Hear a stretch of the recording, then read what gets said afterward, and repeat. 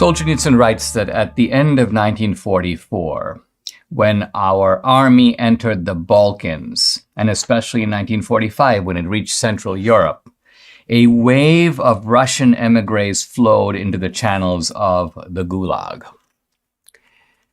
Most of them were old men who had left at the time of the revolution, but there were also young people who had grown up outside Russia. They usually dragged off the menfolk and left the women and children where they were.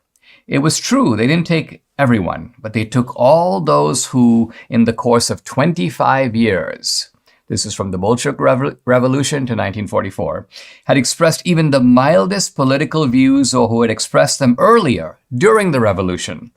They did not touch those who had lived a purely vegetable existence.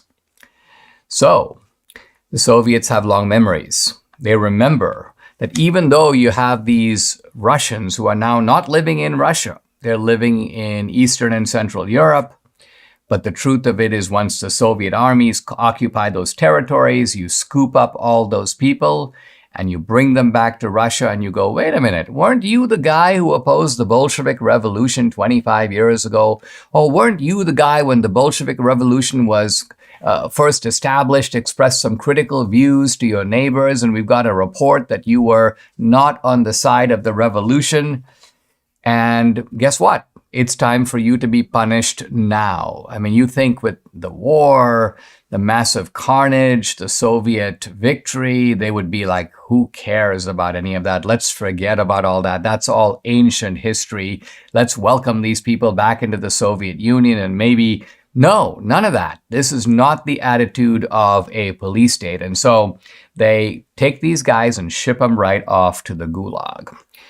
And now Solzhenitsyn turns to something that is actually very uncomfortable, which is that he points out that after World War II, the British and American governments rounded up Russian people who were in territories not under Soviet control, but under British control and American control, and sent them back to the Soviet Union where they were promptly locked up in the Gulag. And this is an absolutely horrific chapter in the history of World War II. And it's not a well-known chapter because, think about it, in the sort of triumphalism that came after the war, the tremendous sense of relief, America won the war, we've defeated Nazism, it's the greatest generation, blah, blah, blah. And a lot of that was right, and it was warranted, and it was justified.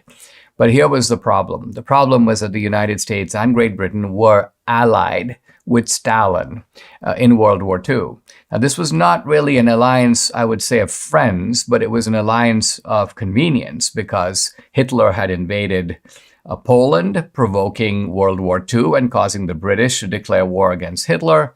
Later, Hitler invaded Russia, so obviously Stalin was now on the warpath against Hitler, and so the mutual enemies of Hitler made an alliance, which is the British, the Americans, and the Russians. But as a result of that alliance, the British and the Americans go, okay, well, at the end of the war, the Soviet government is demanding that all Russians who are now in British or American occupied territories be sent home. Now, Solzhenitsyn goes into this. He says that the Russians who were living under the British or living under the Americans had left the Soviet Union because they knew that they would be hunted over there. They were opponents of the Soviet regime. They were anti-communist. They didn't want to live in Soviet Russia. And so they had a false sense of security. We're living in the free world. We're living in the West. We're completely protected. So he goes, they were all sent to destruction on the archipelago. The American authorities did the same in Bavaria as well as on the U.S. territory.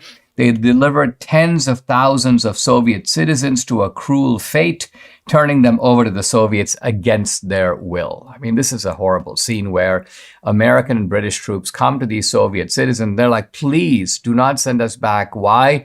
Because you are sending us to our deaths. And the American and British soldiers go, sorry, get on the airplane, get on the train, off you go to Soviet Russia. There's going to be in other words, there was a deal made with Stalin, or at least there was a succumbing to Stalin's demand at the end of the war. send all my people back for me to deal with them however I see fit. And says Solzhenitsyn that there were Russians delivered into the hands of Stalin, but not only Russians. He goes, a certain number of Poles, members of the Home Army, arrived in the Gulag in 1945.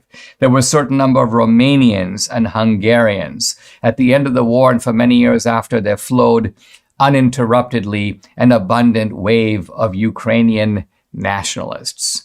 And so you have this remarkable phenomenon that even in the wake of victory, Stalin's approach is not let bygones be bygones, let's now work hard to reunify the Soviet Union, let's try to reconcile with Russians who have left our country who are now coming back. It's rather, let me tighten my hold on power. Let me wreak vengeance on the Russians who never agreed with me or with the revolution.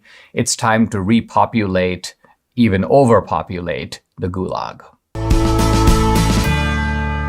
Debbie and I are on a really good health journey, but we still struggle to eat enough fruits, veggies, and fiber. And you know what? That's a requirement. Now, lucky for us, we discovered Balance of Nature, and there's no better way to get all your fruits and veggies plus fiber than with Balance of Nature.